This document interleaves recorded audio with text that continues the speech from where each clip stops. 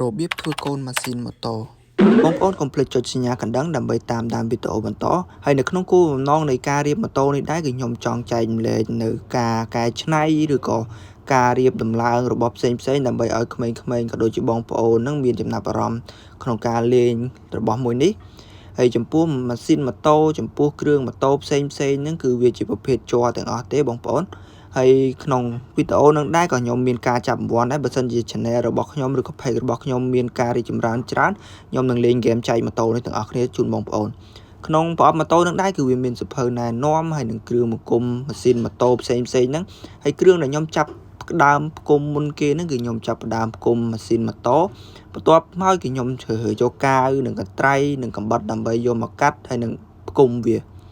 បន្ទាប់ពីហ្នឹងមកគឺខ្ញុំយកកន្ត្រៃដើម្បីកាត់ផ្នែកស្ទះម៉ាស៊ីនហើយបើសិនជាបងប្អូនចង់លាបពណ៌អីខ្ញុំរីកកំបានឲ្យបងប្អូនលាបឲ្យហើយចាំកាត់ព្រោះអីបើយើងលាបឲ្យហើយទៅវាលាបបានសព្វល្អបើសិនជាយើងផ្គុំហើយយើងអត់បានលាបពណ៌ទេគឺពេលដែលយើងលាបទៅប្រកាសជាបតាយហើយមុននឹងពេលដែលយើងកាត់យើងផ្គុំហ្នឹងយើងត្រូវមើលថាយើងកាត់ស្អាតអត់បើយើងកាត់អត់ស្អាតទេយើងយកកបិតតូចហ្នឹងយកមកឈូសតិចមកដើម្បីឲ្យវាស្មើ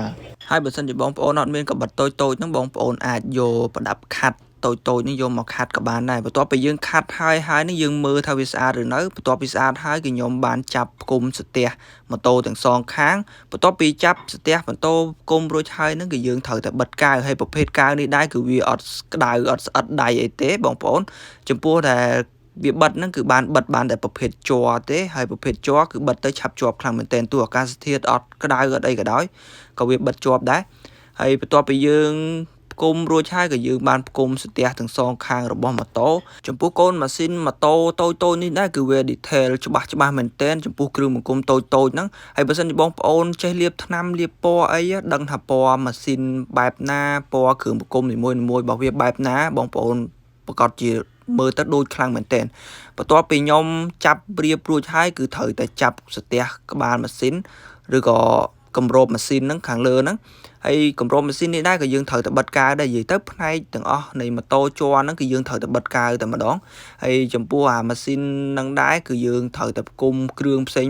ទៀតជាច្រើនហើយបើសិនជាបងប្អូនតម្រូវការឬក៏ស្រឡាញ់ចូលចិត្ត page ឬក៏ចូលចិត្តម៉ូតូអញ្ចឹងអីបងប្អូនកុំភ្លេចចុច like ចុច subscribe ម្នាក់មួយផងហើយបើចង់ដឹងតម្លៃបងប្អូនអាច comment សួរឬក៏ឆាតតាម Facebook ខ្ញុំក៏បានដែរចាំខ្ញុំដាក់ link នៅខាងក្រោមបន្ទាប់ពីខ្ញុំកាត់រួចហើយហ្នឹងគឺត្រូវតែបិទកាទែខាងក្រោមរបស់ម៉ាស៊ីនហើយកាទែរបស់ម៉ាស៊ីននេះដែរយើងអត់បានលាបថ្នាំពណ៌អីច្រើនទេនិយាយទៅផ្នែកទាំងអស់នៃម៉ូតូជ័រហ្នឹងគឺខ្ញុំអត់ទាន់បានលាបពណ៌អីទេដោយសារតែខ្ញុំចង់បង្ហាញប្រាប់បងប្អូនពីរបៀបផ្គុំឲ្យឆាប់បានបងប្អូនមើលហ្នឹងហើយនេះដែរគឺជាតម្រងម៉ាស៊ីននេះគឺវាមានតួនាទីច្រោះប្រេងម៉ាស៊ីនឲ្យស្អាតដើម្បីច្រោះកម្ទេចកំទីពីម៉ាស៊ីនហ្នឹងបើសិនជាបងប្អូនមានម៉ូតូហើយអត់មានអាហ្នឹងទេគឺវាគ្រោះថ្នាក់មែនទែនម៉ាស៊ីនម៉ូតូយើងប្រកាសជាសុទ្ធតែដែកហើយដោយសារតែវាដែកហើយដែកហ្នឹងវាកកិតគ្នាជាច្រើនអញ្ចឹងទៅវាបានកម្ទេចកំទីបងប្អូនបន្ទាប់ពីខ្ញុំបានផ្គុំគ្រឿងបង្គុំជាច្រើនរួចហើយហ្នឹងក៏ខ្ញុំបានផ្គុំបន្តអាស្ទះនៅខាងគៀនម៉ាស៊ីនហ្នឹងបងប្អូនហើយស្ទះម៉ាស៊ីននេះដែរក៏វាមាន detail ជាអក្សររបស់ម៉ូតូដែរបន្ទាប់ពីខ្ញុំផ្គុំអាហ្នឹងរួចហើយគឺខ្ញុំមកផ្គុំប្រភេទជាដុំដេរហើយនៅខាងហ្នឹងគឺជាប្រភេទដុំដេរបងប្អូននេះដុំដេររបស់ម៉ូតូហើយម៉ូតូនេះដែរគឺខ្ញុំអត់បានលាបពណ៌អីទេខ្ញុំលេងលេតតែម្ដងម៉ាស៊ីនម៉ូតូនេះបើសិនជាបងប្អូនចេះលាបពណ៌ប្រកាសជាស្អាតហើយបន្ទាប់ពីហ្នឹងមកគឺខ្ញុំត្រូវតែបិទបូមទឹកហើយបូមទឹកនេះដែរគឺវាមានតួនាទីបង្វិលទឹកនៅក្នុងម៉ាស៊ីនហ្នឹងដើម្បីបញ្ចុះកម្ដៅ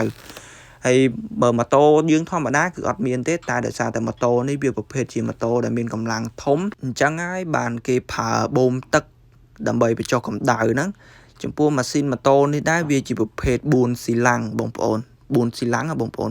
ជាធម្មតា4ស៊ីឡាំងហ្នឹងយើងតែងតែហៅថាម៉ាស៊ីន4ហើយនេះដែរគឺជាស្នួរប្រេងគេហៅប៊ិចហ្នឹងប៊ិចបាញ់ប្រេងរបស់ម៉ាស៊ីនម៉ូតូហ្នឹង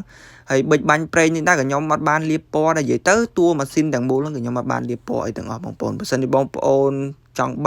ង់ធ្វើអញ្ចឹងដូចខ្ញុំដែរបងប្អូនទិញទៅលាបថ្នាំម៉ូតូទៅហើយនេះគឺជាម៉ូតូដែលយើងបានរៀបរួចហើយកុំភ្លេចចុច subscribe ម្នាក់មួយផងបងប្អូន